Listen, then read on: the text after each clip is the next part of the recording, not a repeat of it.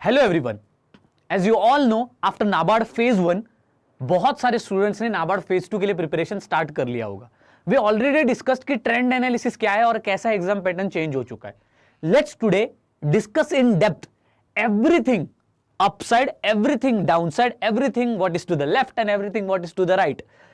पूरी चीजें एक बार समझ लेते हैं, everything about NABARD phase 2। Let's try to understand NABARD phase 2 from every perspective. Okay, so before that, as you all know, we have launched already NABARD grade A crash course for phase 2, which includes not only static lectures, objective questions practice, but also answer writing practice as well as live test analysis where reviews would be given on a real time basis. So what are you waiting for? I don't know. You should join this course. Then let's talk about the syllabus. I already have told you about the syllabus. In 2021 the syllabus has changed. After the change in syllabus, now the descriptive portion has been added. What is the descriptive portion? Nothing. Subjective answer writing रहता है. 3 questions from ESI, 3 questions from ARD. You have to solve any 4 questions out of these 6 questions for 50 marks, and MCQs would be 13 number, 15 from ESI, 15 from ARD for again 50 marks.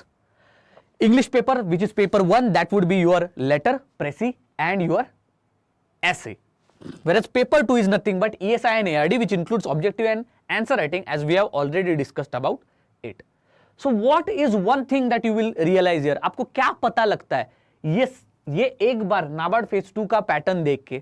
Simple, जब हम pattern देखते तो हमें यह पता चलता है कि पहले तो आपका ARD का स्टैटिक कंप्लीट हो जाना चाहिए, दूसरा ESI का भी स्टैटिक आपका कंप्लीट हो जाना चाहिए। अगर नहीं किया है तो जल्द से जल्द उसको 4-5 दिन में निपटा लो। Okay, then in immediate first week, पहले वीक में आपका ESI और ARD का रिवीजन हो जाना चाहिए। ये बहुत ज्यादा इसेंशियल है। अगर ये ही नहीं होगा तो आगे की चीजें हम नहीं कर पाएंगे। आपको पता है आंसर राइटिंग एक ऐसा कोई काढ़ा नहीं है कि जो आपने पी लिया तो आपको बहुत अच्छे मार्क्स आएंगे। No, that can not happen. Okay, it's not a quick solving और quick resolving thing. Answer writing, you cannot get quickly marks in answer writing. You have to practice. The only solution is practice, right? Suppose आपको एक पेड़ काटना है, right, और पेड़ बहुत बड़ा है। अगर आपको उसको काटना है तो आप उसको एक घाव में नहीं काट सकते। You can not chop down a tree in a single वो of a axe. That axe has to polish every time and slowly you have to give it a cut. उस पेड़ को धीरे धीरे आपको काटना पड़ेगा ताकि वो पेड़ पूरी तरह से कट जाए। ठीक है, so for that you have to practice every day, you have to sharpen your X every day. That is why answer writing becomes very crucial. This is the overall structure. You can take the screenshot here. Paper 1 English, paper 2 ESI and ARD, objective and descriptive, MCQs descriptive part, and here overall in English just the descriptive part. Overall all the questions which are important we have already seen. हमने questions देख लिए कौन से। Agriculture, अगर हम essays देखें, हमने पूरे एसेज देख लिए। ओके, इंग्लिश लैंग्वेज में कौन से एसेज आते हैं वो भी देख लिए। 2018 के लिए, 2019 के लिए, 2020 के लिए, 21 और 22 हमने ऐसे के सारे टॉपिक्स ऑलरेडी हम देख चुके, राइट। 2018, 2019 और 2020 और 2021 में हमने सिमिलरली प्रेसी के टॉपिक्स भी देख लिए। यहां पर टॉपिक्स क्या है, और उसके बाद हमने इन टोटल लेटर राइटिंग के भी टॉपिक्स देख लिए। ओवरऑल जब हम इंग्लिश लैंग्वेज को देखते हैं, when we see English language as a paper 1 in NABARD phase 2, what do you understand from it? Simple, ऐसे letter writing as well as your precis writing. First thing is that do not take them for granted. आप उसको ऐसा मत समझना कि ये तो भाई कर लेंगे, इसमें तो स्कोर कर लेंगे। ऐसे लेटर और प्रेसी में सारे स्टूडेंट स्कोर करते हैं। आपको कुछ भी करके 70 के ऊपर इसमें लेने ही पड़ेंगे। ठीक है, तो उसके लिए क्या किया जा सकता है? द सिंपल स्ट्रेटेजी इज कि आपको डेली आंसर राइटिंग करना होगा। When you are doing daily answer writing, you have to remember कि आप बिल्कुल भी ऐसे नहीं करोगे कि आपने एक आंसर लिखा और आपने ये सोचा कि अरे हाँ आंसर राइटिंग की प्रैक्टिस हो गई। नहीं, you have to daily give 2 to 3 hours for answer writing, and more importantly you have to solve answers not in singles but rather in bulk. आपको बल्क में आंसर राइटिंग की practice करनी होगी। आप क्या कर सकते हो उसके लिए? सिंपल, ऑलवेज रिमेंबर, जब आप प्रैक्टिस कर रहे हो, ये मैं आपको बता रहा हूं, always remember this, try doing this. आप क्या कर सकते हो, आप जो भी आंसर लिख रहे हो आप उसको वर्ड में मत लिखिएगा आंसर को, rather right it on a notepad. जो आपके लैपटॉप पे या फिर कंप्यूटर पे नोटपैड होता है उसके ऊपर आंसर्स रखिए, ताकि आपके स्पेलिंग मिस्टेक्स और आपके ग्रामेटिकल मिस्टेक्स आपको पता चले। ठीक है, so when you are typing तब आपको पता नहीं चलता है कि कभी कभार आपकी कौन सी स्टेटमेंट ग्रामेटिकली रॉन्ग है या फिर आपकी कौन सी स्टेटमेंट वर्ड्स या फिर टोटल स्पेलिंग मिस्टेक्स कितने हैं आपके सेंटेंसेस में। तो आप क्या कर सकते हो, वर्ड जो आपका नोटपैड होता है, नोटपैड पे लिखो, after writing the complete answer in notepad copy that answer, put it into Grammarly. Grammarly एक सॉफ्टवेयर होता है या फिर वेबसाइट भी होती है, राइट। ग्रामरली से आपको पता लग जाएगा आपके स्पेलिंग मिस्टेक्स क्या है, आपके ग्रामेटिकल मिस्टेक्स क्या है, and eight the same time आपको यह भी पता लग जाएगा कि आपका वर्ड काउंट कितना है। बिकॉज नाबार्ड में आपको पता होगा 15 मार्कर क्वेश्चन होता है आंसर राइटिंग का, 10 मार्कर भी होता है। 10 मार्कर आपको लिखना होता है ऑलमोस्ट 200-250 वर्ड्स में, और आपका जो 15 मार्कर होता है वो आपको लिखना होता है ऑलमोस्ट 400-300 वर्ड्स में। जब वर्ड आपको, जो आपके word limit has been given to you, right, तो वर्ड लिमिट आपको दी है तो you have to write it within the word limit. The word limit can exceed और decrease by just 10 words, but you shouldn't be taking that risk. आपको word limit के अंदर ही लिखना चाहिए, this is my recommendation. If it has been mentioned that write in 200 words, better you write your answer within 190 to 200 words. That's the thing. Now how to do that? Simple. When you are writing the answer, in each line, always keep a tab on how much words you are writing. So from that, suppose in one line you are writing 5 words, so automatically आपके 10 lines में 50 words हो जाएंगे। तो एक paragraph में जहां पर 10 lines है आपके 50 वर्ड्स हो जाते हैं, तो आप जब 3 पैराग्राफ्स लिखोगे ऑटोमेटिकली आपका एक आंसर 150 वर्ड्स का हो जाएगा, राइट। तो ऐसे लॉजिक आप डेफिनेटली लगा सकते हो, and in this way answer writing का आप मेजर जो पोर्शन होता है जिसके ऊपर बहुत सारे लोग कॉन्सेंट्रेट नहीं करते, that you can definitely tackle. Now what to do about the objective questions? ये इंग्लिश के आंसर राइटिंग का हमने डील किया। Now what about the objective questions in the paper 2? Paper 2 में ऑब्जेक्टिव भी तो आते हैं, 30 questions, 15 from ESI, 15 from ARD। As I already told you, from the overall trend analysis you know that 2021, 2022 what is the pattern or what are important topics for ESI as well as for ARD। अगर हम बात करें तो ये important topics, अगर हम important topics के बारे में अगर हम बात करें, so these are your important topics. अगर पेपर 2 ऑब्जेक्टिव्स की बात करें तो गवर्नमेंट स्कीम्स जितने भी PIB में आए हैं related to all these departments, this becomes very very important. Reports, whatever these reports have been written here, all these are important again if they are in the PIB। अब हम ESI current की बात कर रहे हैं क्योंकि objective questions में ESI current से बहुत ज्यादा क्वेश्चंस होंगे। ओके, कोई भी गवर्नमेंट स्कीम का एक पैराग्राफ दे देंगे, उस पैराग्राफ में they won't even mention the name of the government scheme and they will ask you 3 questions which are related to that paragraph. मैंने बहुत सारे ऐसे क्वेश्चंस देखे हैं। You can take example of AISHE report, you can take example of Pradhan Mantri Fasal Bima Yojana, you can take example of Paramparagat Krishi विकास योजना। ये सारे जो अब मैं गवर्नमेंट स्कीम्स के नाम ले रहा हूं, ये प्रीवियस ईयर क्वेश्चंस है। कुछ नहीं, बेसिक्स आपको एक पैराग्राफ दे देंगे कि परंपरागत कृषि विकास योजना is a scheme which looks after extension of organic farming in the country. They will also write some components, some objective about the scheme, but more importantly they will ask you some important facets in the further 3 questions which are associated with the same scheme and same paragraph। ठीक है, आपके लिए बहुत difficult हो जाएगा। Then comes PIB। जब हम बात कर रहे हैं government scheme, campaign, reports, indices, PIB current affairs के रिलेटेड न्यूज जो भी आती है लास्ट 6 to 8 मंथ्स की, लास्ट 3 मंथ्स की तो करके ही जाना। जिस तरह का नाबार्ड का फेज 1 2023 का पेपर हुआ है, लास्ट 3 मंथ बहुत ज्यादा इंपॉर्टेंट PIB हो जाती है। Now when I am talking about the objective part in the paper 2, there is also a very important thing which many of the people forget, and that is importance of ESI static। दो NABARD phase 1 में ESI static नहीं आता है, लेकिन please भूलना मत ESI static आपके phase 2 में जरूर आता है। कैसे आता है? जो आपके एसेज होते हैं, मैंने आपको एसेज के एग्जांपल भी बताए थे ट्रेंड एनालिसिस में।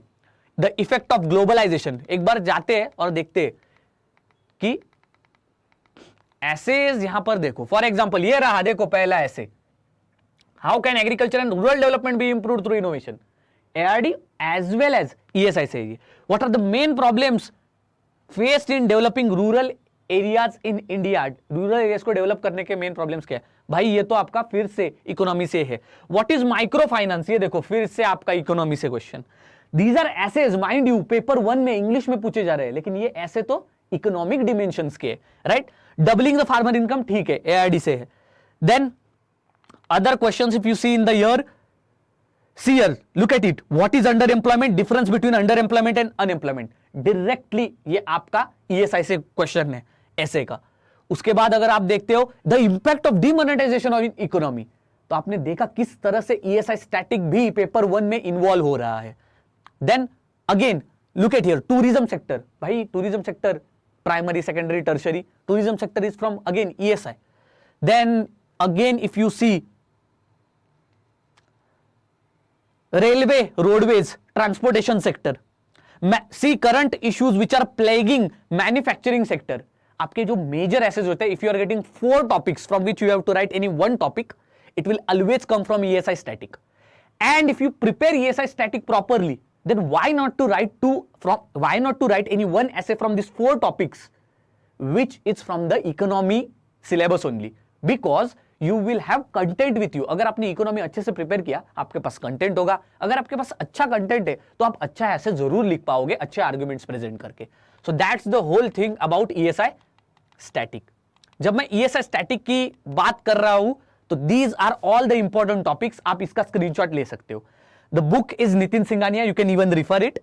Economic Reforms 1991, LPG, Agriculture, Inflation, Human Development and Sustainable Development, Social Issues, Food Security, Nature of Indian Economy, Globalization, Financial Institution, Poverty and Elevation, Employment, Inflation, Population Trends, Industry and Basics of Economy. तो आपको पता होना ही चाहिए, जैसे कि Growth, Development, National Income, ये तो आपको मालूम होना ही चाहिए. So these are the topics which are important from phase 2 point of view. Important topics for ESI current, if you see, government schemes, reports, banking and finance, budget, economic survey, national and international news, MOUs, GDP forecast, international regional organizations, and 1 year whatever updates are there related to all these reports and indices. तो ये आपका हो जाता है current का और static का ESI, which could be asked in descriptive as well as objective. When we move towards ARD, as I already told you, all the government schemes from the agriculture department, all the reports related to agricultural department, ARD static as I said to you. Also ARD static, when I'm talking about, these are the important topics. Animal husbandry से breeding, breeds, disease and vaccination. इसके ऊपर either descriptive या फिर either आपका objective question पूछा जा सकता है. For example, there was a paragraph in the year of 2022 which described about swine husbandry and their overall shelter species. shelter की जो स्पेस होती है उसके रिलेटेड एक पैराग्राफ दिया था. उन्होंने पूछा था एक जनरल स्वाइन को कितने स्पेसिंग लगती है, 16:17:18, ऐसे मल्टीपल डायमेंशंस दिए थे. At the same time for example और एक क्वेश्चन पूछा था पार्चुरेशन ऑफ पिग्स, इसके रिलेटेड भी क्वेश्चन पूछा था. सो पिग से रिलेटेड पैराग्राफ था एक. Similarly at the same time ARD में आपकी जो स्कीम है जो which is related to your which is related to again our agricultural ministry. Okay, तो राष्ट्रीय कृषि विकास योजना, इसके ऊपर भी आपकी जो अम्ब्रेला स्कीम है एग्रीकल्चरल डेवलपमेंट की, उसके रिलेटेड ARD की स्कीम है तो उसके रिलेटेड भी एक पैराग्राफ था. 3 क्वेश्चन थे उस पैराग्राफ के बेस्ड के ऊपर. सो इससे आपको पता लगता है that current is also important. So current will include all the schemes related to agricultural ministry, all the reports which are mentioned here, okay, and apart from that static topics and their subtopics are also shown here. So all the breeding and all the breeds of animals, whatever cattle are there, whatever pig is there, poultry is there, sheep and goat is there, उनके सारे breeds that becomes important. Horticulture में classification, propagation and post harvest. Post harvest से कभी भी एक descriptive question आने के बहुत ज्यादा चांसेस है, अब तक आया नहीं है. सॉइल के कंटेक्स्ट में classification, soil profile, erosion, conservation concepts जरूर करके जाना. इसके ऊपर क्वेश्चन पूछे जा सकते हैं, खास करके इन टॉपिक सब टॉपिक्स में से ARD में कंपलसरी क्वेश्चन हर हमेशा ARD का होता ही है, right. So that's very very important. Let's take example of 2 compulsory questions which were asked in ARD. पहला था ब्रीड से related, right, what is cross breeding and what are advantages disadvantages, और 2022 में था आपका प्रधानमंत्री मत्स्य संपदा योजना। तो इससे आपको आइडिया लग गया होगा whatever topics I have given here, these are very important for phase 2। तो हॉर्टिकल्चर, प्लांटेशन, सॉइल साइंस बता दिया, फिशरीज का branches, classification and again post harvest, seeds का sowing, germination, production, certification, forestry very very important, I am rooting for you guys. पिछले 2 साल में social forestry के ऊपर क्वेश्चन है, इस बार एग्रो फॉरेस्ट्री का क्वेश्चन जरूर आएगा। Agriculture and water resources, irrigation methods, projects, programmes, farming system and cropping patterns, types, patterns and rural development, जो कि कोई भी स्कीम भी हो सकती है रूरल डेवलपमेंट से रिलेटेड। साथ ही साथ में पंचायती राज इंस्टीट्यूशन को कभी भी भूलना मत, please prepare it and go, कभी भी क्वेश्चन आ सकता है। I am really telling you, there are very high chances whatever this topic I have written here. So this is all the important topics which we talked from the objective as well as from the descriptive point of view. Now overall if we see ESI and ARD objective, this whatever questions I showed you, descriptive part as you already know, we have already discussed these questions in our trend analysis. Overall time table का क्या है पहले ही मैंने video डाल दिया था, लेकिन फिर भी मैं as I told you again this could be a wake up call. Minimum 6 hours, maximum 8 to 9 hours of preparation if you are clearing phase 1. Do not take it lightly. 8-8, 7-7 घंटे पढ़ लो. First week you have to finish. You have to give 2-3 hours if you want to ESI and ARD and just complete first the revision of ARD static and ESI static also. क्योंकि ESI static आपको completely नहीं करना है, आपको उतना ही करना है जो कि important topics मैंने आपको दिखाए, उतना ही करने। 1 hour for MCQ practice every day. 2 hours for English answer writing. Directly answer writing पे जंप मत करना, बहुत सारे प्लेटफॉर्म पे ऐसे बता रहे हैं कि दिन की रोज रोज आंसर राइटिंग करो। अरे अगर रोज आंसर राइटिंग करोगे और अगर अच्छा ही नहीं लिख पा रहे हो देन व्हाट्स द यूज, कोई यूज ही नहीं है। First understand how to write the answer, get that what are the mistakes in your answer, लोग कैसे आंसर लिख रहे हैं। You can really what hack you can use is that आप यूपीएससी का आंसर राइटिंग देख सकते हो। Okay, so there are various toppers of UPSC, जैसे कि अनुजीत दुर्शेट्टी हो गए, उनकी book free of cost available है, the art of answer writing. एक बार उसको देखो कि आंसर लिखते कैसे, स्ट्रक्चर क्या होता है आंसर का, इंट्रोडक्शन, बॉडी, कंक्लूजन कैसे लिखते, आंसर्स पॉइंट्स में कैसे लिखते, topic, heading, sub heading, then presenting argument and then supporting it with an example, ये कैसे करते हैं ये पहले जान लो। Many on many platform what I saw was हर कोई आ रहा है और बता रहा है कि आंसर राइटिंग स्टार्ट कर दो दिन भर। ऐसा नहीं होता है, आपका answer even if you are doing everyday answer writing practice you will never get a time to improve your answer. उसका एनालिसिस करना बहुत ज्यादा है and I mind you it takes a lot time to improve your answer from one scale to other. Even I have struggled a lot in it. तो इसीलिए मैं genuinely आपको बता रहा हूं आपके आंसर राइटिंग में क्या प्रॉब्लम है, कैसे इंप्रूव हो सकता है, उसके बारे में जरा सोचिए। Then PIB government scheme revision भी रोज आप करोगे।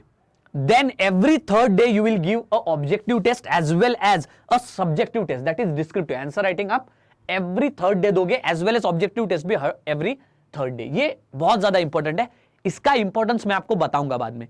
सो आप ये इंग्लिश आंसर राइटिंग प्रैक्टिस जो मैं कह रहा हूं एज वेल एज ईएसआई और जो एआरडी के आंसर राइटिंग प्रैक्टिस आप वीक टू वीक करोगे इस टाइम टेबल के अकॉर्डिंग, वो प्रैक्टिस मतलब आप देखोगे कि आंसर कैसे लिखते हैं, क्या मैं लिख पा रहा हूं time within the time, क्या मेरी वर्ड लिमिट्स, क्या मेरे total words which I am typing on the keyboard are they more than 28 per minute, is my typing speed enough. ये सारी चीजें आपको देखनी होगी। छोटी छोटी चीजें होती है वो कोई नहीं बताता है, जैसे कि एग्जाम हॉल में अगर आप बैठे हो तो टाइपिंग जो लोग कर रहे होते हैं उससे आपका बहुत ज्यादा कंफ्यूजन होता है, right.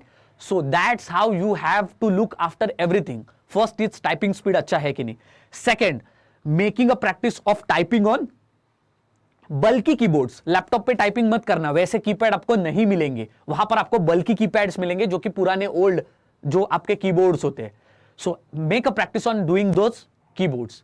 Second thing is when you are doing that practice do it on Notepad only, not WordPad. WordPad पे आपको ग्रामेटिकल और स्पेलिंग मिस्टेक दिख जाते हैं ग्रीन एंड रेड अंडरलाइन से।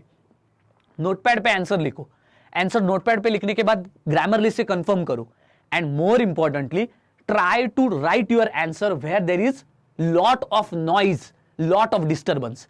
क्योंकि एग्जाम हॉल में भी दूसरे के टाइपिंग के नॉइजेस आपको परेशान करेंगे, राइट? ये छोटी छोटी चीजें जो आपको कोई नहीं बताएगा क्योंकि एग्जाम बहुत कम लोगों ने दिया है, ठीक है? Then next 7 days if you see ESI, again आपका चेंज हर एक वीक में आपका क्या चेंज नहीं होगा, वो है आपके MCQ की प्रैक्टिस, आंसर राइटिंग की प्रैक्टिस और आपका गवर्नमेंट और PIB स्कीम, गवर्नमेंट स्कीम्स और PIB का रिवीजन। ये कभी चेंज नहीं होगा, ठीक है? You will go on writing the test for objective and descriptive every third day and every week you are giving time for each subjective answer writing practice. Whatever important topics I have told you, you have to specifically learn those and clear your concepts in those context. Okay? For example, ESI में एक question पूछा गया है 10 mark के लिए, that social infrastructure is a prerequisite for the growth and development. देखो, अगर किसी को पता ही नहीं है कि सोशल इंफ्रास्ट्रक्चर होता क्या है, तो क्या ही इसके बारे में आंसर लिखोगे? It's a very difficult question and ये जो क्वेश्चन है वो यूपीएससी लेवल का है, तो इसीलिए मैं आपको बता रहा हूं ये करना बहुत ज्यादा इंपॉर्टेंट है। ओवरऑल एसओ आपको तो पता है स्ट्रैटेजी क्या है। एआरडी और ईएसआई जो आपका current, ARD static, ESI static और ईएसआई करंट, ये आपका रिवाइज हो जाना चाहिए पहले 7 या 10 दिन में। Very very important. Keeping time table flexible, very very important, because as I told you rigid time table और आंसर राइटिंग रोज रोज करके इंप्रूवमेंट अगर नहीं हो रही है, it's of no use. Answer writing in English as well as subjective part from the scratch is very very important. From the scratch मतलब पहले सीखो कि आंसर कैसे लिखते and then practice. Daily current affairs and PIB revision is very important and MCQ practice is also very important, क्योंकि phase 1 जैसे easy MCQs तो नहीं आने वाले। So with this we will end it because now everything we have discussed, important topics, planning क्या होगा, syllabus भी देख लिया, सब कुछ हमने देख लिया, whatever it is there. Apart from that English का आपको पता ही होगा, एक basic answer writing structure के बारे में एक बार पता लगा लो। आंसर राइटिंग की बेसिक्स क्या होती है, स्ट्रक्चर क्या होता है किसी भी आंसर का लिखने का, what is the demand and understanding a descriptive question. Suppose उन्होंने आपको पूछा है that what is the effect of globalisation on Indian economy, okay, उन्होंने अगर डिस्क्राइब बोला है, उन्होंने अगर एग्जामिन बोला है, देन इट, जब मैं डिस्क्राइब बोल रहा हूं आंसर का टोन अलग होगा, जब मैं डिस्क्राइब बोल रहा हूं तब आंसर का टोन अलग होगा। ये समझने की कोशिश करो। So try to understand the demand and understanding of describe of the descriptive question, why they are asking you the question, try to understand that, ठीक है? Demand of the question is very important. लोग क्या करते हैं, उनके पास content भरा पड़ा होता है, क्वेश्चन देखते हैं, टॉपिक देखते हैं और सीधा वो कंटेंट उस पे डाल देते पेपर पे। नहीं, इससे आपको मार्क्स नहीं मिलेंगे, ठीक है? Always remember in NABARD as well as in RBI descriptive answer writing which you are doing on computers, keyword matter a lot. तो आपके आंसर में ज्यादा से ज्यादा कीवर्ड्स होने चाहिए, ठीक है? जितने ज्यादा कीवर्ड्स उतने ज्यादा मार्क्स। ये एक हैक है, याद रखना। उसके बाद how to write a answer, you should know that and practice practice practice, that is the main mantra to clear the exam. So overall this was all about everything about the phase 2. phase 2 के बारे में ये सब कुछ था। In next time we will also discuss about the previous year questions, but for now utilize whatever we have discussed today. I hope it helps.